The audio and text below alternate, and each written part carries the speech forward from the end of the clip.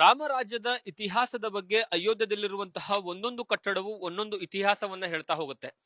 ರಾಮರಾಜ್ಯದಲ್ಲಿ ಯಾವ ರೀತಿಯಾದಂತಹ ವೈಭೋಗ ಇತ್ತು, ಯಾವ ರೀತಿಯಾದಂತಹ ಆಡಂಬರತೆ ಇತ್ತು, ಯಾವ ರೀತಿಯಾದಂತಹ ರಿಚ್ನೆಸ್ ಇತ್ತು, ಆಗಿನ ಸಂಸ್ಕೃತಿ ಯಾವ ಮಟ್ಟಕ್ಕೆ ಇಡೀ ವಿಶ್ವದಾದ್ಯಂತ ಪಸರಿಸಿತ್ತು ಅನ್ನೋದಕ್ಕೆ ಬೆಸ್ಟ್ ಎಕ್ಸಾಂಪಲ್ ಈಗ ನಾನು ನಿಂತಿರುವಂತಹ ಜಾಗ. ಇದು ಸುಂದರ ಸದನ ಅಂತ. ಅಯೋಧ್ಯೆಯಲ್ಲಿರುವಂತಹ ಸುಂದರ ಸದನ. ಇಡೀ ಕಟ್ಟಡವನ್ನು ನೋಡ್ತಾ ಹೋದ್ರೆ ಗೊತ್ತಾಗ್ತಾ ಹೋಗುತ್ತೆ ನಿಮ್ಗೆ ಇಲ್ಲಿರುವಂತಹ ವೈಭೋಗದ ವಯ್ಯಾರ ಯಾವ ರೀತಿಯಾಗಿತ್ತು, ಇಲ್ಲಿನ ಕಟ್ಟಡದ ವಾಸ್ತುಶಿಲ್ಪ ಯಾವ ರೀತಿಯಾಗಿತ್ತು. ಯಾಕಂದ್ರೆ ಈಗ ಈ ನಿಂತಿರುವಂತಹ ಜಾಗ ಏನಿದೆಲ್ಲ, ನೀವು ನೋಡ್ತಾ ಇರುವಂತಹ ಜಾಗ, ಈ ಜಾಗ ಸುಂದರ ಸದನ. ಸುಂದರ ಸದನದಲ್ಲಿ ಬರೋಬ್ಬರಿ 100ಕ್ಕೂ ಹೆಚ್ಚು ಕೊಠಡಿಗಳಿದಾವೆ.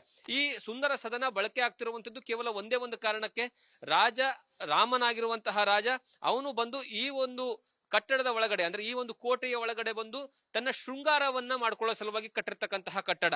ಅಂದ್ರೆ ಕೇವಲ ರಾಮ ಮಾತ್ರ ಅಲ್ಲ, ರಾಮ ಆಗಿರ್ಬೋದು, ಸೀತೆ ಆಗಿರ್ಬೋದು, ಭರತನಾಗಿರ್ಬೋದು, ಲಕ್ಷ್ಮಣನಾಗಿರ್ಬೋದು, ಈ ಎಲ್ಲರೂ ಸಹಿತ 4 ಜನ ಅಣ್ಣ ತಮ್ಮಂದಿರು ಮತ್ತೆ 4 ಜನ ಏನಂದ್ರೆ ಹೆಣ್ಮಕ್ಳು, ಅವರ ಮಡದಿಯರು ಈ ಒಂದು ಕಟ್ಟಡಕ್ಕೆ ಬಂದು ಇಲ್ಲಿ ಶೃಂಗಾರವನ್ನ ಮಾಡ್ಕೊಳ್ತಾ ಇದ್ರು. ಮತ್ತೆ ಶೃಂಗಾರವನ್ನ ಮಾಡ್ಕೊಳ್ಳೋ ಸಲುವಾಗಿ ದಾಸಿಯರೇನಿದ್ರಲ್ಲ, ಅಂದ್ರೆ ಶೃಂಗಾರವನ್ನ ಮಾಡ್ತಾ ಇದ್ರು ಈ 4-8 ಜನರಿಗೆ. ಆ ದಾಸಿಯರಿಗಾಗೂ ಸಹಿತ ಅತ್ಯದ್ಭುತವಾದಂತಹ ಕಟ್ಟಡವನ್ನ, ಕೋಣೆಗಳನ್ನ ಕಟ್ಟಿಕೊಟ್ಟಿರ್ತಕ್ಕಂತಹ ಇತಿಹಾಸ ಪುರಾಣಗಳಲ್ಲಿ ಈ ಸುಂದರ ಸದನದ ಎಂದರೆ ವಾಸ್ತುಶಿಲ್ಪ ಬೆಳಕಿಗೆ ಬರ್ತಾ ಹೋಗುತ್ತೆ. ಮತ್ತೆ ಇನ್ನೊಂದು ವಿಶೇಷ ಏನು ಅಂದ್ರೆ, ರಾಜ ವೈಭೋಗದಲ್ಲಿ, ರಾಜನ ಇತಿಹಾಸದಲ್ಲಿ, ರಾಮರಾಜ್ಯದ ಇತಿಹಾಸದಲ್ಲಿ ಯಾವ ರೀತಿಯಾಗಿ ಅಯೋಧ್ಯೆ ಇತ್ತು, ಎಷ್ಟು ಸುಭಿಕ್ಷವಾಗಿತ್ತು, ಅದರಲ್ಲೂ ಪ್ರಮುಖವಾಗಿ ಬಂಗಾರದಿಂದ ಲೇಪಿತವಾಗಿರ್ತಕ್ಕಂತಹ ಅರಮನೆ ಇತ್ತು ಅನ್ನುವಂಥದ್ದಿದೆಯಲ್ಲ, ಆ ಎಲ್ಲಾ ಕಥೆಗಳಿಗೂ ಸಹಿತ ಪುರಾವೆಗಳು ಈ ಅಯೋಧ್ಯೆಯಲ್ಲಿ ನಿಮಗೆ ಸಿಗ್ತಾ ಹೋಗುತ್ತೆ.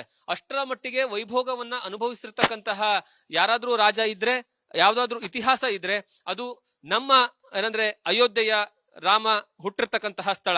ಇಂತಹ ಅಯೋಧ್ಯೆಯಲ್ಲಿರುವಂತಹ ಒಂದೊಂದು ಕಟ್ಟಡದ ಗೋಡೆಗಳು, ಒಂದೊಂದು ಕಟ್ಟಡದ ಕಲ್ಲುಗಳು ಸಹಿತ ಇತಿಹಾಸವನ್ನ ಹೇಳ್ತವೆ. ಆಗಿನ ಗತವೈಭವ ಹೇಗಿತ್ತು ಅನ್ನುವಂತಹ ಮಾಹಿತಿಯನ್ನ ಕೊಡ್ತವೆ. ಮತ್ತೆ ಇಂತಹ ಗತವೈಭವನ್ನ ಕೊಡ್ತಾ ಇರ್ತಕ್ಕಂತಹ ಏನಂದ್ರೆ ಕಟ್ಟಡಗಳ ಈಗಿನ ಸದ್ಯದ ಪರಿಸ್ಥಿತಿ ನೋಡಿದ್ರೆ ತುಂಬಾ ಏನಂದ್ರೆ ಬೇಜಾರಾಗುತ್ತೆ. ಯಾಕಂದ್ರೆ ಅಷ್ಟರ ಮಟ್ಟಿಗೆ ಶೀತಲೀಕರಣವಾಗಿ ಯಾವುದೇ ಕಾರಣಕ್ಕೂ ಸಹಿತ ಕಟ್ಟಡಗಳು ಏನಂದ್ರೆ ಸರಿಯಾದ ರೀತಿಯಲ್ಲಿ ಮೇಂಟೆನೆನ್ಸ್ ಅಲ್ಲಿ ಇಲ್ಲ. ಆದ್ರೆ ಇಲ್ಲಿರುವಂತಹ ಜನರು ಹೇಳುವಂತದ್ದು ಏನು ಅಂದ್ರೆ, ಇಂತಹ ಕಟ್ಟಡಗಳನ್ನು ಇಲ್ಲಿರುವಂತಹ ಸರ್ಕಾರ ಆಗಿರ್ಬೋದು, ಅಥವಾ ಜನರಾಗಿರ್ಬೋದು, ಅಥವಾ ಇಲ್ಲಿರುವಂತಹ ಆಡಳಿತ ವರ್ಗ ಮತ್ತಷ್ಟು ಏನಂದ್ರೆ ಅಭಿವೃದ್ಧಿಯನ್ನ ಪಡಿಸಬೇಕು, ಮುಂದಿನ ಪೀಳಿಗೆಗಳಿಗೆ ಇದರ ಇತಿಹಾಸವನ್ನ ಸಾರುವಂತಹ ಕೆಲಸವನ್ನ ಮಾಡಬೇಕು ಅಂತ. ಇದೇ ರೀತಿಯಾದಂತಹ ಸಣ್ಣ ಸಣ್ಣ ವಿಚಾರಗಳಾಗಿರ್ಬೋದು, ಅಥವಾ ದೊಡ್ಡ ಮಟ್ಟದ ರಾಮನ ಇತಿಹಾಸವನ್ನ ಸಾರುವಂತಹ ಕಟ್ಟಡಗಳ ಬಗ್ಗೆ ನ್ಯೂಸ್ ಫಸ್ಟ್ ನಿಮ್ಗೆ ಗ್ರೌಂಡ್ ರಿಯಾಲಿಟಿಯನ್ನ ಕೊಡುವಂತಹ ಕೆಲಸವನ್ನ ಮಾಡುತ್ತೆ. ನಿರಂತರವಾಗಿ ನ್ಯೂಸ್ ಫಸ್ಟ್ ಅನ್ನ ನೋಡ್ತಾ ಇರಿ. ಕ್ಯಾಮ್ರಾ ಪರ್ಸನ್ ಮುರಳಿ ಜೊತೆಗೆ Jagadish Kashempur, news first, Ayodhya. News first, ನಿರ್ಭೀತಿಯಿಂದ ನಿಮ್ಮ ಪರವಾಗಿ.